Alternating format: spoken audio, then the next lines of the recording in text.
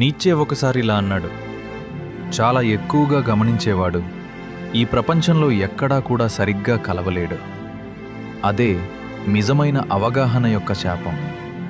ఒకసారి మనం సర్ఫేస్ కింద ఉన్న నిజాలను చూడటం మొదలు పెడితే ప్రపంచం సింపుల్గా కనిపించడం ఆగిపోతుంది.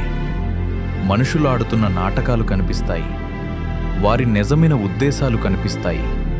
అప్పుడు అర్థమవుతుంది సొసైటీ అనేది చాలా అబద్ధాల పొరల మీద బిల్డ్ అయింది అని. చాలామంది నిజంగా ఆలోచించరు, గొర్రెలలా క్రౌడ్ని ఫాలో అవుతున్నారు అని తెలుస్తుంది. ఒకసారి ఈ నిజం కనిపించాక దాన్ని మర్చిపోలేము. మీరు ఈ విషయం గురించి మాట్లాడితే వాళ్ళు చెప్తారు, నువ్వు ఎక్కువ ఆలోచిస్తున్నావని. అప్పట్నుంచి మనం మాట్లాడడం తగ్గించి అబ్జర్వ్ చేయడం మొదలు పెడతాం. అప్పుడు స్లోగా తెలుస్తుంది, మనం క్రౌడ్లో ఉన్నా కూడా మనం అక్కడ ఉండాల్సిన వాళ్ళం కాదు అని.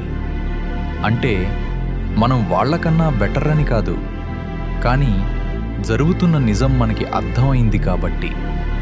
మీ చుట్టూ జరుగుతున్న ప్రతి విషయం కనిపిస్తుంది, కానీ దానిలో ఒక భాగం అవ్వడం కష్టమైపోతుంది.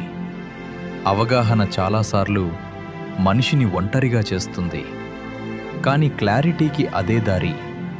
మీరు క్రౌడ్ని కోల్పోవచ్చు, కానీ మీ నిజమైన మీరు దొరుకుతారు.